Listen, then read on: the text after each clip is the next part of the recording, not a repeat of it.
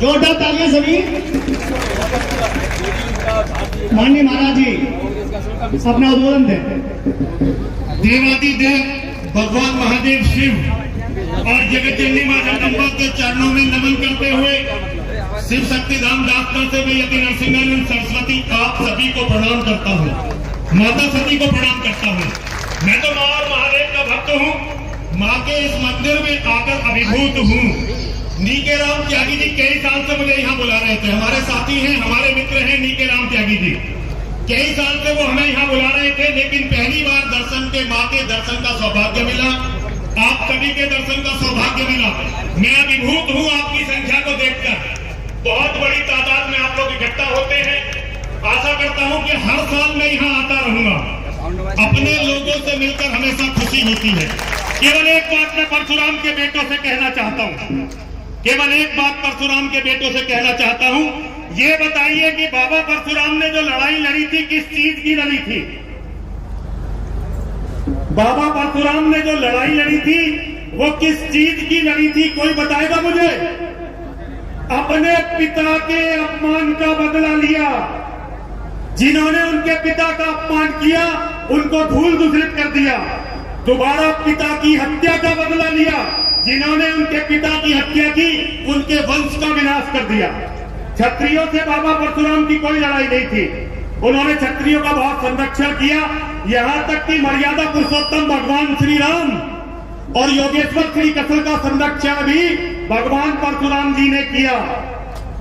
तो ये जो हमें सिखाया गया सारी चीजें सच नहीं थी। सच तो ये है कि दुनिया में केवल वो ही परशुराम का बेटा है जो अपने परिवार अपने लोगों के सम्मान के लिए लड़ना जानता है।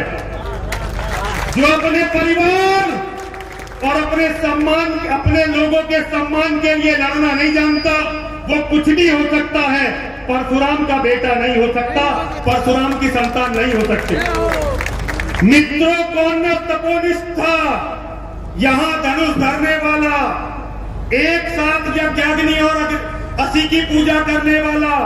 कहता है इतिहास जगत में हुआ एक ही नर ऐसा, रण में कुटिल काल संक्रोधी, तप में महासूर्य जैसा, मुख में वेद, पीठ पर तर्कस, कर में कठिन कुरान विबल, शाप और सर दोनों ही थे जिस महान ऋषि के संबल। हम त्यागी बेटे हैं उसी परशुराम बलशाली के, प्रभु के परम पुनीत वंशधर वीर रति प्रणपाली के। तो परशुराम का बेटा होना गर्व की बात है, लेकिन परशुराम के बेटे कभी भी ब्रह्म ऋषि नहीं हो सकते। ये शब्द बहुत गलत है। जिसने भी ये शब्द चुना है उसने अपने अज्ञानता के कारण ये शब्द चुना है, वो धर्म को नहीं जानता। हम उन लोगों में से हैं।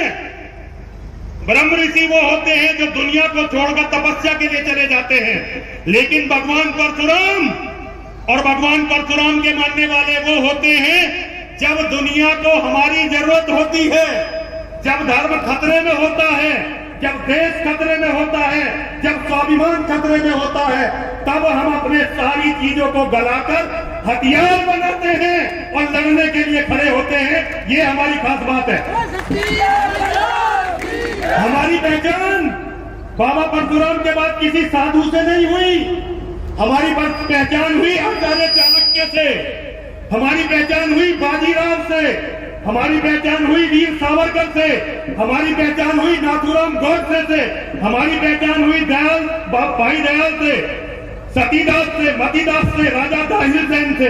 इनसे हमारी पहचान है। और इनकी हमारी सबसे बड़ी खास बात क्या है? ये धरती के सबसे बड़े योद्धा हैं। इतने बड़े योद्धाओं ने कभी धरती पर जन्म नहीं लिया।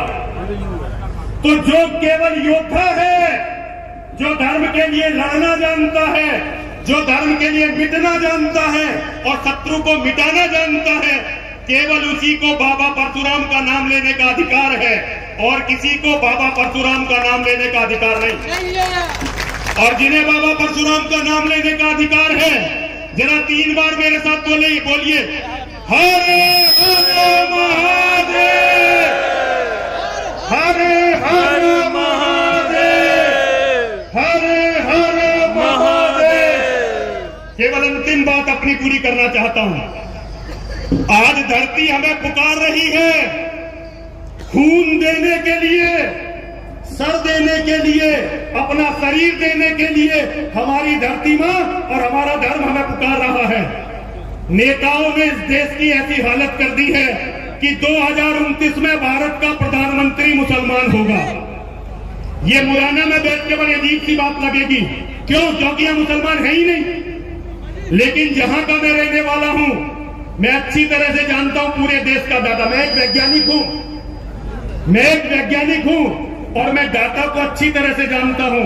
2029 में भारत का प्रधानमंत्री मुसलमान होगा, और एक बार भारत का प्रधानमंत्री मुसलमान बना, ये इतना बुरा होगा कि आपकी कल्पनाओं से भी ज्यादा बुरा होगा। अब आपको यदि कोई चीज बचा सकती है तो आपके घर में